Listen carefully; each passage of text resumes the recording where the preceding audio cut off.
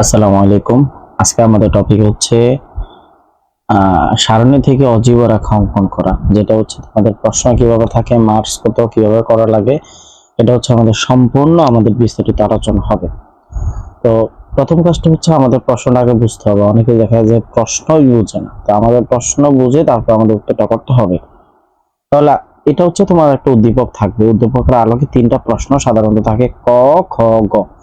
সাধারণত গ নাম্বারে তুমি অজীব রেখা পাবে। আমাদের পরীক্ষায় এসএসসি এবং দাখিল পরীক্ষায় তিনটা গ্রাফই আসে সাধারণত, তোমার অজীব রেখা, গণসংখ্যা বহুভুজ আর হচ্ছে আয়তলেখ। আমি গণসংখ্যা বহুভুজের অবশ্যই একটা তোমাদের ক্লাস দিছি, এখন হচ্ছে অজীব রেখা। তো আমার এখানে প্রশ্নে যে ঘ নাম্বারে তোমাদের থাকবে, কেমন আমি দেখাই দিই। ঘ নাম্বারে থাকবে সারণী থেকে অজীব রেখা অঙ্কন করো, যেটা হচ্ছে তোমাদের মার্কস থাকবে কত নাম্বার, 4 নাম্বার। এগুলোর জন্য কোনো সূত্র লাগে না, কিচ্ছু লাগে না, শুধু হচ্ছে তুমি একটু টেকনিকের সাহায্যে কটা কলাম করবা, সুন্দর মতো গ্রাফটা এঁকে দিবা। তাহলে হচ্ছে আমাদের প্রশ্নটা আমি বুঝলাম যে অজীব রেখা। তো এখন আমাদের বুঝতে হবে যে অজীব রেখা অঙ্কনের জন্য 3টি কলাম লাগে। 3টি কলাম আমি লিখে ফেলছি তোমাদের বোঝার জন্য। অজীব রেখা অঙ্কনের জন্য কয়টা কলাম লাগে? 3টা কলাম। একটা হচ্ছে শ্রেণীবৃত্তি, গণসংখ্যা আর হচ্ছে ক্রমযুক্ত গণসংখ্যা। তোমরা আশা করি বুঝতে পারছো। আমি লিখছি হচ্ছে কি শ্রেণীবৃত্তি, গণসংখ্যা আর হচ্ছে কি ক্রমযুক্ত গণসংখ্যা। সবচেয়ে মজার বিষয় হচ্ছে কি, দেখো কতটা সহজ প্রশ্ন। শ্রেণীবৃত্তি আর হচ্ছে এই গণসংখ্যাটা হচ্ছে তুমি কিন্তু প্রশ্নেই পাবে, দেখছো? এই যে দেখো প্রশ্নেই কিন্তু শ্রেণীবৃত্তিটা আর হচ্ছে গণসংখ্যাটা আছে। এই যে আমাদের শ্রেণীবৃত্তি, এই যে গণসংখ্যা, দেখছো? এই যে শ্রেণীবৃত্তি আর হচ্ছে গণসংখ্যা। তাহলে তুমি প্রশ্ন থেকে দেখে দেখে শ্রেণীবৃত্তি আর গণসংখ্যা করে উঠে ফেলবা। এই যে শ্রেণীবৃত্তি আর গণসংখ্যা, এখন গড় করবা কয়টা এটাও তোমাকে বলে দিই। গড় করবো কয়টা? 1টা 2টা 3টা 4টা 5টা 6টা 7টা। আর কলাম করবো কয়টা? 3টা। 3টা কলাম কি কি? 3টা কলামের নাম মুখস্থ, টাটকা ভাই মুখস্থ করে ফেলবা, কোনো কথা নাই। শ্রেণীবৃত্তি, গণসংখ্যা হচ্ছে কি ক্রমিত গণসংখ্যা। তাহলে আমি 3টা কলাম শ্রেণীবৃত্তি করলাম, গণসংখ্যা করলাম আর হচ্ছে ক্রমিত গণসংখ্যা লাগবে। তো শ্রেণীবৃত্তি আর গণসংখ্যা কি থেকে লাগবে? প্রশ্ন থেকে লাগবে। এবার ক্রমিত গণসংখ্যাটা কিভাবে বের করে এটাও বলে, যেটা যারা মধ্য করছো তারা কিন্তু পারো। মধ্যকের জন্য আমাদের লাগে। তো আমাদের ক্রমিত গণসংখ্যা কি করবা? প্রথমে এখানে 3 এর 3 লিখবা, 3 এর কি 3 লিখবা, তারপরে এই 3 দিয়ে তুমি 10 এর যোগ করবা। আমি একটা মোবাইল আনি, এই যে মোবাইল এনে তোমাদেরকে দেখে আর কি, দেখো। হ্যাঁ, আশা করি দেখা যায় মনে হয়। হ্যাঁ, তো আমাদের হচ্ছে তুমি কি করবা? 3 দিয়ে আবার 10 যদি আমরা যোগ করি, দেখো তাহলে আমরা লিখলাম কি হচ্ছে, প্রথমে 3 এর 3 লিখবা। 3 এর 3 লেখার পরে তারপর তুমি কি করবা? 3 এর 3 লেখার পরে তারপর তুমি কি করবা? যে 3 দিয়ে 10 যোগ করবা, তা 3 যোগ 10, ঠিক আছে? দেখছো 13 বের হয়েছে। এই যে আমরা 13 লিখলাম, তারপরে 13 দিয়ে আবার কি করবা? 18 যোগ করবা। তোমার কাছে তো অবশ্যই একটা ক্যালকুলেটর থাকবে, ক্যালকুলেটর যোগ করবা। যারা মুখে করে ফেলবা, কোনো সমস্যা নেই। 13 দিয়ে 18 দেখে 13 যোগ কত, সরি 18, এই যে 18 দিলাম, কত হয়েছে? 31। বাস। তারপর হচ্ছে তোমরা কত লাগবে? 31 দিয়ে তারপর কত যোগ করবা বলো তো? 5 এর 31 তোমার লাগবে। 31 দিয়ে 5 এর যোগ করো, 31 যোগ কত? 5, 36। তারপর 36 আর 8 কত? 44। কেমন? এই 44 লাগবে। 44 আর 6 কত? 50। আশা করি হচ্ছে তোমাদের কি, দেখো আশা করি হচ্ছে তোমরা এই যে আমাদের প্রশ্ন হচ্ছে কি থাকবে, প্রশ্ন থাকবে হচ্ছে অজীব রেখা। প্রশ্ন কি থাকবে? অজীব রেখা থাকবে। অজীব রেখা থাকবে, কতগুলো কলাম থাকবে? 3টা কলাম করবা। কলামের নামগুলো একেবারে সহজ আর কাজটাও একেবারে সহজ। শ্রেণীবৃত্তি, গণসংখ্যা, ক্রমিত গণসংখ্যা। আশা করি তোমরা এতটুকু বুঝছো। এখন হচ্ছে আমাদের গ্রাফ করার পালা। এখন হচ্ছে আমাদের অজীব রেখা গ্রাফে আঁকা, কিভাবে আঁকবো এটা হচ্ছে আঁকার নিয়ম। আমরা অবশ্য কলামটা করে ফেলছি, শ্রেণীবৃত্তি, গণসংখ্যা, ক্রমিক গণসংখ্যা, এটা আমরা অবশ্যই পারছি, সবাই বুঝছো। এখন হচ্ছে আমাদের গ্রাফটা কিভাবে, গ্রাফটা হচ্ছে তুমি নিচে একটা দাগ দিবা আর হচ্ছে সোজা একটা দাগ দিবা। এখন দাগগুলা স্যার কোথায় দিব এটা অনেকে জানেন। তুমি হয় লাল ঘরে না হলে নীল ঘরে, একটা জায়গায়, যে কোনো একটা জায়গায় তুমি সিলেক্ট করে দাগ দিবা। এখানেও তুমি একটা নীল ঘরে এঁকে, দেখছো নীল ঘর এখানে বরাবর আছে, নীল ঘরে একটা সোজা করে দাগ দিবা। আমরা স্কেল দিয়ে দাগ দিয়ে দিই, যেমন এখানে যে দেখো আমরা এই যে নীল ঘরে কিন্তু সিলেক্ট করছি, কেমন? এই যে নীল ঘরে একটা দাগ দিছি। নীল ঘরে তুমি তোমার মতো করে সোজা করে একটা দাগ দিবে, মানে এক ঘর খালি রাখবা, কেমন? এই যে আমাদের নীল ঘরে আমরা দাগ দিলাম। দাগ দেওয়ার পরে এই যে দেখছো, তুমি চাইলে এখানেও দিতে পারবা, এখানেও দিতে পারবা, কোনো সমস্যা নাই, কেমন? তো আমরা ধরো এখানেই দিলাম। এই যে আমরা এই যে নীল ঘরে দাগ দিলাম, ঠিক আছে? এই যে নীল ঘরে দাগ দিলাম, দেওয়ার পরে তুমি কি করবা? এই ঘরটা সুন্দর মতো করে কেটে দিবা। এটা হচ্ছে ভাই নিয়ম। হ্যাঁ, এটা হচ্ছে আমার এইভাবে করে কেটে দিবা। দেওয়ার পরে তুমি এই ঘরটা একটু বাদ দিয়ে দিবা। এই ঘর আমরা কি দিয়ে দেবো, বাদ দিব। বাদ দেওয়ার পরে কি লগ্ন সংখ্যাগুলো লিখতে হয়, এরপর কি সংখ্যাগুলো লিখতে হয় সেগুলো হচ্ছে আমাদের লিখতে হবে যে শ্রেণীর উচ্চ সীমাগুলো। দেখছো এই যে 39, 44, 49, 54, 59 ও 64 এটার বলে নিম্ন সীমা, এটার বলে কি উচ্চ সীমা। তাহলে আমরা এই নিম্ন সীমা গুলো হচ্ছে আমরা এখানে তুলবো। তো তুললে কি করবো, তুমি প্রথম ঘরটা বাদ দিয়ে দিবে। এই ঘরটা বাদ দিয়ে আমরা এই যে লিখবো কি, এই যে নীল ঘরে লাল ঘরে, নীল ঘরে লাল ঘরে, নীল ঘরে লাল ঘরে, এই ঘর বরাবর লিখবো। ঠিক আছে, কোন জায়গা অনেকে জানা যে কোন জায়গায় লিখবে, এটা অনেকে জানা। তাই জন্য আমি বলে দিলাম যে তোমরা নীল ঘরে তো শুরু করো, প্রথম ঘরটা বাদ দিয়ে দিবা। প্রথম লাল ঘরটা বাদ, আমরা নীল ঘরে তো শুরু করতে। প্রথমে এই যে আমাদের উচ্চ সীমাগুলো লিখতে হবে। ঠিক আছে, এই যে 44, 49, 54, 59, 64। ঠিক আছে, মনে রাখবা কেমন 64 গুলো এই এখানের এই যে এটার বল নিম্ন সীমা আর উচ্চ সীমা, এই উচ্চ সীমাগুলো লিখতে হবে। তাহলে প্রথমটা কত আছে 39, এই যে আমরা লিখলাম 39, দেখছো 39 লিখলাম। তারপরে কত আছে বলো তো 44, এই যে লাল ঘরে আমরা 40 লিখবো।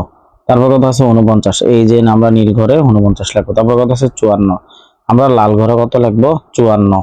তারপর কত আছে 59, তারপর হচ্ছে আমরা এই নীল ঘরে 59 লিখবো। তারপর হচ্ছে কত 64, এই লাল ঘরে হচ্ছে আমরা 64। তুমি চাইলে আমার সাথে সাথে আঁকতে পারো, তাহলে তোমার একটা প্র্যাকটিস হবে। এটা হচ্ছে সবচেয়ে বুদ্ধিমানের কাজ। তোমরা কেন জানি বুদ্ধিমানের কাজটা করো না, আমি জানি না কারা করো, তবে করলে সবচেয়ে ভালো। আমার সাথে সাথে করো, ক্লিয়ার হয়ে যাবে। এবার হচ্ছে আমরা সংখ্যাগুলো লিখবো। আচ্ছা, আরেকটা কাজ হচ্ছে যে এখানে তুমি এখান থেকে এখানে আমাদের ঘর কয়টা, 5টা না? দেখো 1, 2, 3, 4, 5 এই গণনাগুলো তুমি লিখে পারবা, সংখ্যা গণনা যে এখান থেকে তো ঘর হচ্ছে 5টা। তাহলে এখানেও তো অবশ্যই 5টাই নীল ঘর পর্যন্ত, তাহলে এখানে লাগবে কি 10।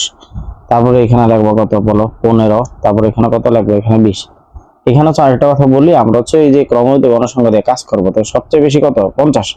তাহলে আমাদের হচ্ছে 50 পর্যন্ত যাবা তুমি, কেমন 50 পর্যন্ত যদি যাই, তাহলে দেখো এখানে আমরা লিখবো 25, তারপরে 30, তারপর হচ্ছে 35।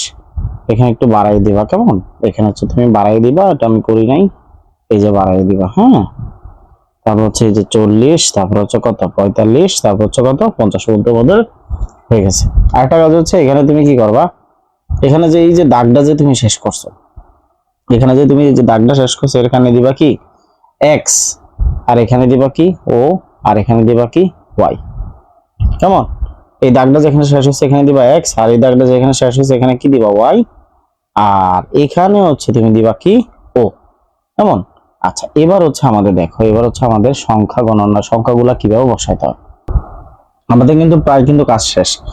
আমরা হচ্ছে এই উচ্চ সীমাগুলো লিখলাম, এখন হচ্ছে সংখ্যাগুলো লিখতে হবে হচ্ছে কি ক্রমযুক্ত গণসংখ্যা লিখতে হবে। গণসংখ্যা বহুভুজের ক্ষেত্রে আমাদের লিখতে হয় যে গণসংখ্যাগুলো কি লিখতে হয়, গণসংখ্যাগুলো। আর এটার ক্ষেত্রে লিখতে হয় ক্রমযুক্ত গণসংখ্যাগুলো। এই যে আমাদের এখানে ক্রমযুক্ত গণসংখ্যাগুলো হচ্ছে আমাদের লিখতে হয়। তাহলে ক্রমযুক্ত গণসংখ্যাগুলো লিখবা। প্রথম হচ্ছে কত 3, তারপরে 13, 31, 36, 44, 50 এই সংখ্যাগুলাই তুমি এখানে কি গ্রাফে গণনা করার মাধ্যমে তুমি লিখবা। আরেকটা কথা টেকনিক আমি মনে করাই দিই, অজীব রেখা অঙ্কন করার জন্য আমার 3টা কলাম লাগে, শ্রেণীভিত্তিক গণসংখ্যা, ক্রমযুক্ত গণসংখ্যা। যেহেতু ক্রমযুক্ত গণসংখ্যা রয়েছে যেগুলা বাড়তেছে, এই জন্য তুমি মনে করবা যে এটা হচ্ছে শ্রেণীর উচ্চ সীমা। এটা হচ্ছে একটা বুদ্ধিমানের কাজ। এটা হচ্ছে ভাই কোনো নিয়মান নীতি নেই, কিচ্ছু না, মানে তোমার মনে রাখা টেকনিক। মনে রাখা টেকনিক আমি তো আবার বলে দিই, যেহেতু আমি কাজ করবো ক্রমযুক্ত গণসংখ্যা দিয়ে, এগুলো যেহেতু আমাদের বাড়তেছে, তাহলে আমি উচ্চ সময় দিয়ে কাজ করবো, বাস এইভাবে মনে রাখবা। ঠিক আছে, অনেকে গণসংখ্যা দিয়ে ভুল করে ফেলবা, তাহলে নাম্বারে বিন্দু ভাই কাটা। এই জন্য মনে রাখবা, যেহেতু আমি শ্রেণীর উচ্চ সীমার জন্য আমার অজীব রাখার জন্য যেহেতু ক্রমিত গণসংখ্যা লাগছে, তার মানে এগুলো বাড়তেছে, এই বাড়ার কারণে আমি উচ্চ সীমাগুলো দিয়ে কাজ করবো, বাস এইভাবে মনে রাখবা। কেমন, তোমার হচ্ছে সঠিকভাবে বাড়াটা হচ্ছে মেন। কেমন, আচ্ছা তাহলে হচ্ছে আমরা এখন এই ক্রমযুক্ত গণসংখ্যাটা লিখবো। আরেকটা কাজ আছে, সেটা হচ্ছে এটা আগেরটা লিখে ফেলবো। দেখো 39 পর্যন্ত 44 পর্যন্ত কতবার গেছে বলো তো, 5 বার পর্যন্ত, তাই না? তাহলে 5 বার পর্যন্ত বাড়ছে না, 39, 40, 41, 42, 43, 44, 5 বার পর্যন্ত গেছে। হ্যাঁ, তাহলে 39 এর আগে যদি 5 কমিয়ে দিই, তাহলে কত হইব, অবশ্যই 34 না, 35, 36, 37, 38, 39, বাস। এটা হচ্ছে আমাদের আগের ঘরটা তুমি লিখে ফেলবা। লেখার পরে আমরা হচ্ছে সংখ্যাগুলো কিভাবে লিখবো। প্রথম কথা আছে বলো তো 3, তাহলে 3 কোন জায়গা হবে, এই যে 39 এর বরাবর 3। কেমন, এই যে দেখো, এই যে 39 এর বরাবর কত আছে, 3 আছে। তাহলে আমি 3 দিব, এই যে 1, 2, 3, এই যে 3 বরাবর দিচ্ছে। কেমন, তারপর কত আছে 44, এই 44 এর ঘরে কত আছে 13। তাহলে 13 যদি আসে এতটুকু পর্যন্ত কিন্তু আমাদের 10, এতটুকু পর্যন্ত কত বলো তো 10, তাহলে 11 12 এই হচ্ছে আমাদের কি 13। 49 এর বরাবর কত আছে বলো তো? 31। 31 কোন জায়গায়? 31 হচ্ছে এই যে এই জায়গা হচ্ছে 30, তারপর হচ্ছে কি এই যে আমাদের 31, কেমন? আচ্ছা, তারপর হচ্ছে কত? 36। তাহলে এতটুকু মধ্যে হচ্ছে 35, আর এটা হচ্ছে কি আমাদের এতটুকু মধ্যে হচ্ছে 36, কেমন?